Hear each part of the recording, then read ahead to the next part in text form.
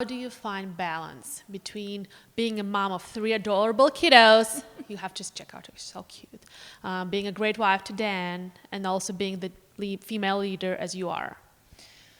So balance is an interesting question. The first thing I would say is, for me, I had to redefine what having it all looked like.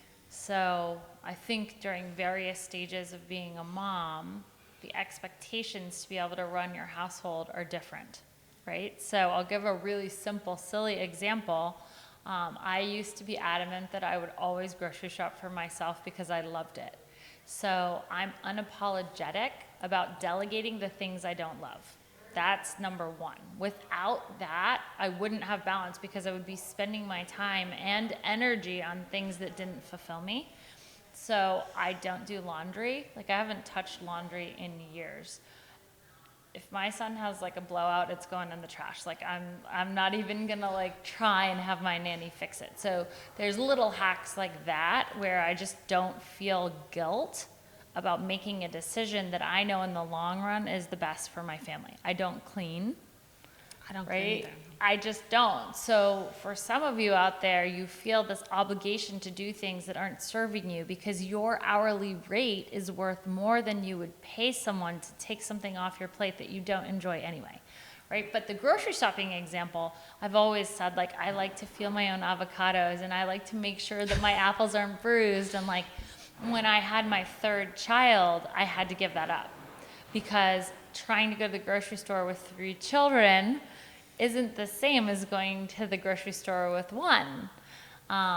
So I still, like, the produce thing was like a stickler point for me. Oh, yeah. And so I would order everything else and then still go to the grocery store for that. And eventually I realized I'm not getting the same gratification out of that I used to. And so I had to redefine what that looked like for me and just change it. So that may sound overly simplified, but the big picture is, how do you get energy and an emotional charge that's positive, and what does that mean for you? One of the things that I had to decide this week that was a tough one, you talked about breastfeeding, right? Yeah, and oh my God. We've gone there Yeah. as moms. My supply started dying. And so I was down to, like, I pumped twice, TMI for some of you, but I got 3 ounces and my son eats 5 ounces per feeding. And this was 2 days ago and I'm like, what am I gonna do? And one of my friends said, oh, you need to go and basically hunker down with your baby and like eat and drink and just like stay with your baby. And I'm like, I'm leaving on a flight to San Diego at 6 a.m. Like, that's not a reality for me right now. And so, although I couldn't do that, what I could do, I had my assistant rework my whole schedule for next week. So at 10 a.m. and 2 o'clock for an hour, I'm just focused on breastfeeding until I can get that under control. It may work and it may not, and I'm not gonna have guilt about it either way.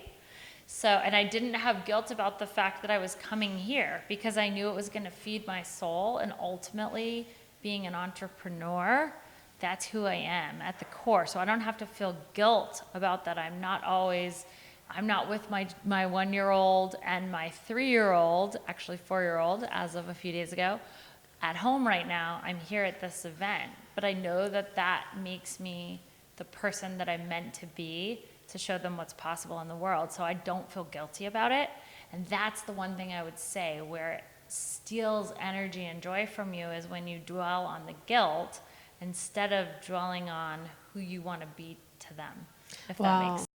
Thank you so much for watching our video. I hope you liked it. Give it a quick like below and comment and share. We'd love your feedback. For more videos like this, click here. And to subscribe, click here.